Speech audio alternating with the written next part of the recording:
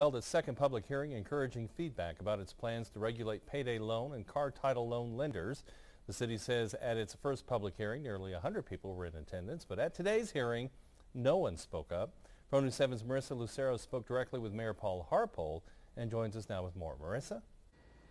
Larry, the mayor tells me it's time to get these payday loan and car title loan lenders on the same playing field as other money lending businesses, because as of right now, he says what they're doing is simply not fair.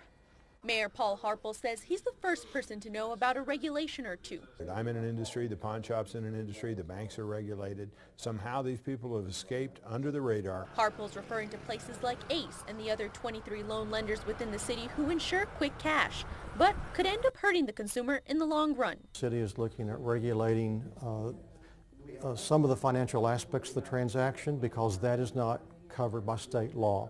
And so we would require the companies to register with our city. We would require them to qualify consumers by percentage of income or on a title loan, the value of the car. Because as of right now, City Attorney Marcus Norris says all people really need when they step into one of these places is an ID and a checking account. We would also require that every loan payment reduce the principal by at least 25% to help assure that these loans get paid off. There's definitely concern about this.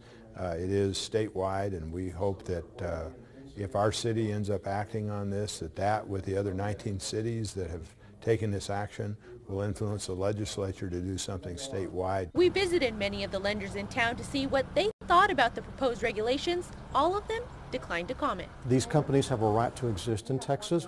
The city honors that, but we think there are some reasonable consumer protections that can be enacted. The city will hold one more public hearing next Tuesday at 5:30 before voting on the ordinance. And also today, the council voted to require the Uber taxi service to get a license from the city. From the Kennedy Broadcast Center, I'm Marissa Lucero, Pro News 7. All right, thanks, Marissa.